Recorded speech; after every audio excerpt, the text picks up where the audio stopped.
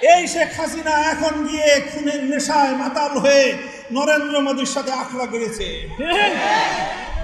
যদি সেখান থেকে বসে বাংলাদেশের স্বাধীনতার উপর কোনো হস্তক্ষেপ করার চেষ্টা করা হয়, তাহলে বাংলাদেশের মাটিতে ভারতীয় দূতাবাস থাকতে পারবে না।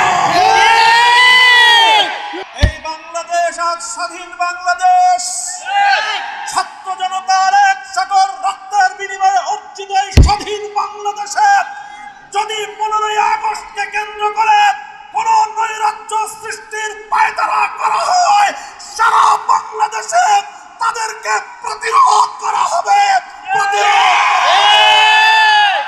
এই পর্যায়ে আপনাদের সামনে বক্তব্য নিয়ে আসছেন বাংলাদেশের অন্যতম নেতা, রাজপথের সিপাহ সালার আল্লামা মাহমুদুল হক।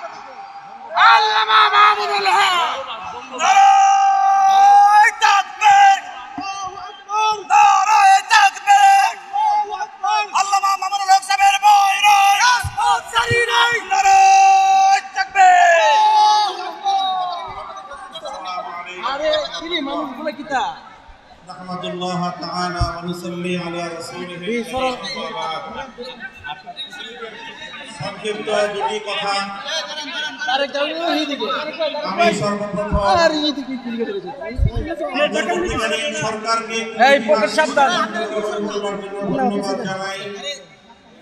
তারা বলেছেন নাকের ডগায় শত শত শহীদের লাশের গন্ধে পার হয়ে 50 বছরের সেই পুরনো কোন নিহত ব্যক্তির জন্য জাতীয় শোক দিবস পালন করার কোনো অর্থ হয় না।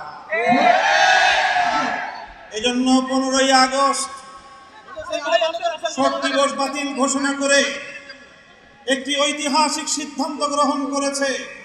এজন্য আমি অন্তর্বর্তীকালীন সরকারকে ধন্যবাদ জানাই।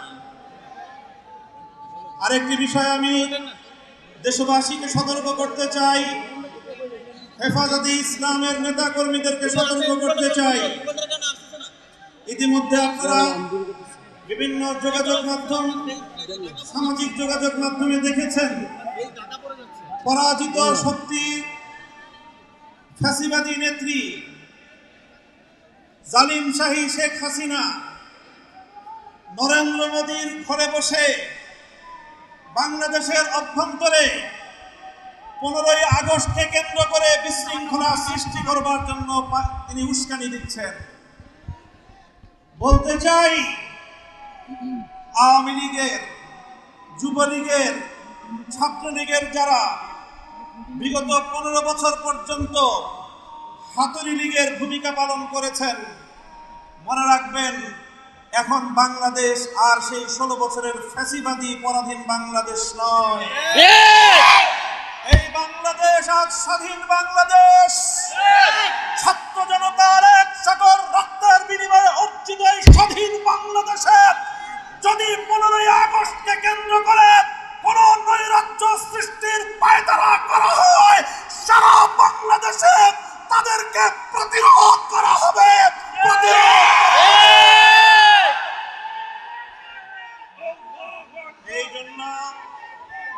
এই জন্য আমরা বৈষম্য বিরোধী ছাত্র আন্দোলনের নেতৃবৃন্দ, অন্তর্বর্তীকালীন সরকারের দায়িত্বশীলদের পাশাপাশি হেফাজতে ইসলামের নেতা কর্মীদেরকে আমি আহ্বান জানাতে চাই, আগামীকাল 15ই আগস্ট, 16ই আগস্ট এবং গোটা আগস্ট মাস জুড়ে আমাদেরকে সতর্ক থাকতে হবে।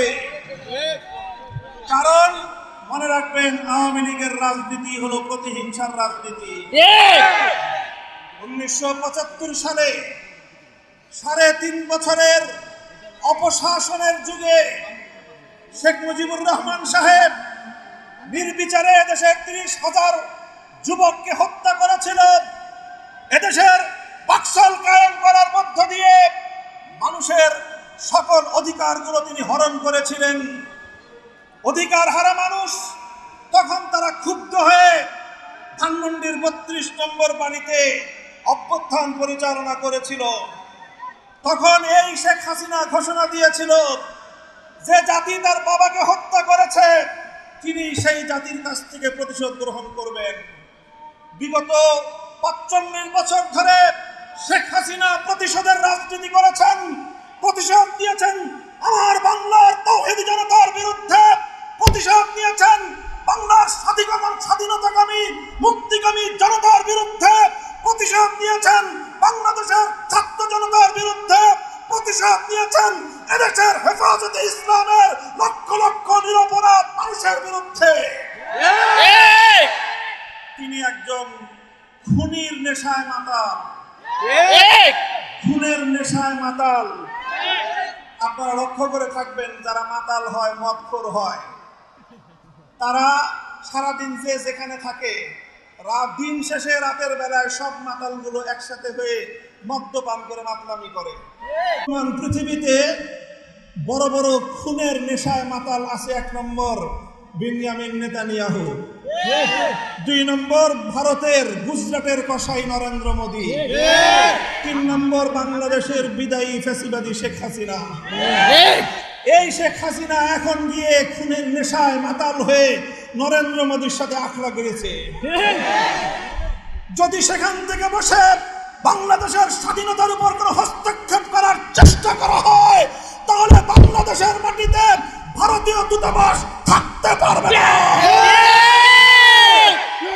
শেখ হাসিনার বিরুদ্ধে বাংলাদেশে বিভিন্ন থানায়, আদালতে হত্যা মামলা দায়ের হয়েছে।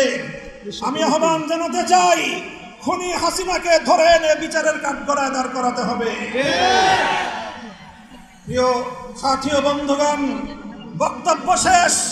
ইনশাআল্লাহ বিগত দিনে যেভাবে আমরা রক্ত দিয়েছি পিলখানায়, যেভাবে আমরা রক্ত দিয়েছি শাপলা চত্বরে, যেভাবে আমরা রক্ত দিয়েছি মোদী বিরোধী আন্দোলনে হাটহাজারীতে, যেভাবে রক্ত দিয়েছি আমরা মোদী বিরোধী আন্দোলনে ব্রাহ্মণবাড়িয়ায়, ঠিক আগামী দিনেও দেশের স্বাধীনতা রক্ষার জন্য, ইসলামের হেফাজতের জন্য যদি আবার রক্ত দেওয়ার প্রয়োজন হয়, স্বাধীনতার ঝান্ডা নিয়ে রক্ত দেওয়ার জন্য প্রস্তুত থাকবে কারা?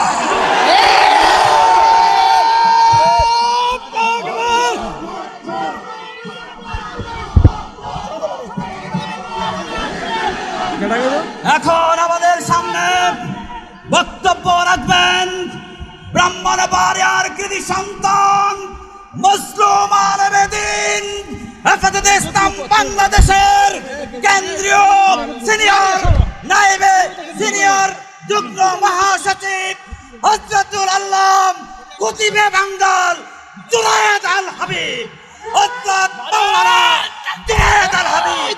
নারায়ে তাকবীর। কুতুবে বাঙ্গালের আগমন।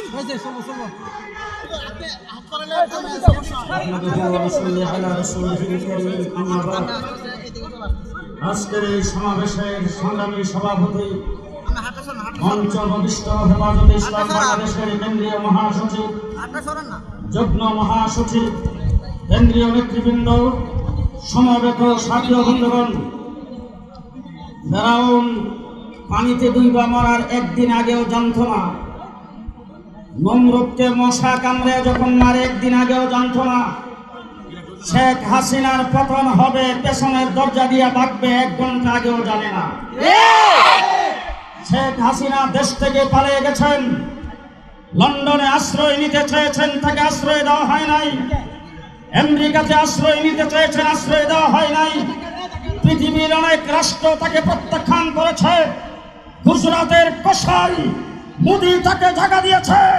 মোদীকে বলতে চাই, শেখ হাসিনাকে ভারত থেকে বের করে দেন, নতুবা বাংলাদেশে আপনার দূতাবাস রাখা হবে না।